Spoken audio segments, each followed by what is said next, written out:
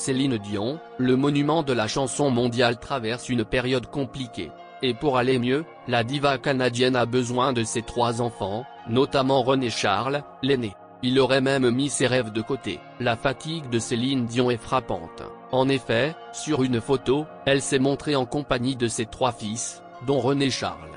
Celui-ci, selon les précisions de Public, aurait renoncé à ses projets personnels dans le but d'aider sa mère.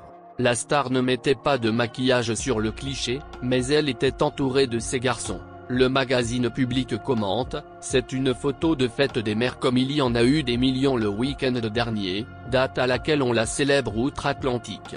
Mais celle-ci est en plusieurs points exceptionnelle. Déjà parce qu'on y voit Céline Dion, c'était après l'annonce du report de sa tournée. On devine ainsi, à travers ses traits tirés, l'éprouvant combat qu'elle mène en ce moment contre sa maladie, une neuropathie des petites fibres qui lui cause d'insupportables douleurs musculaires. Note aussi la publication.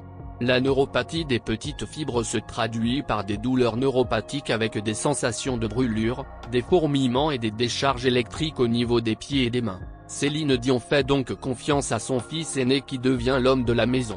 Il est ainsi obligé de veiller sur la diva. Cependant, il a refusé de devenir le manager de sa mère, qui aurait pourtant voulu que ce soit le cas. Le magazine Public indique alors, ses velléités d'indépendance se sont brisées sur les problèmes de santé de Céline. Fini la vie d'héritier dépensier, entre tournois de golf et de poker, tout ça au volant d'un bolide à 300 000 €. Céline Dion est née en 1968 dans la province de Charlemagne au Québec, au sein d'une famille très modeste de 14 enfants. Son prénom est un hommage à la chanson de Hugo Frey. Alors qu'elle n'a que 12 ans, son frère envoie une maquette à celui qui deviendra son impresario, René Angelil. Celui-ci hypothèque sa maison pour financer son premier album, La Voix du Bon Dieu, qui fit de Céline Dion une star au Québec.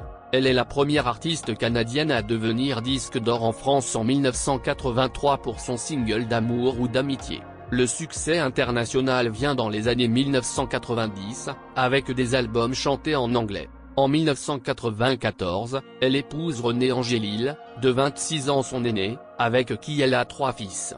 L'album 2, écrit par Jean-Jacques Goldman, qui sort en 1995 devient le disque le plus vendu de tous les temps en France et le single Pour que tu m'aimes encore est numéro 1 pendant 12 semaines.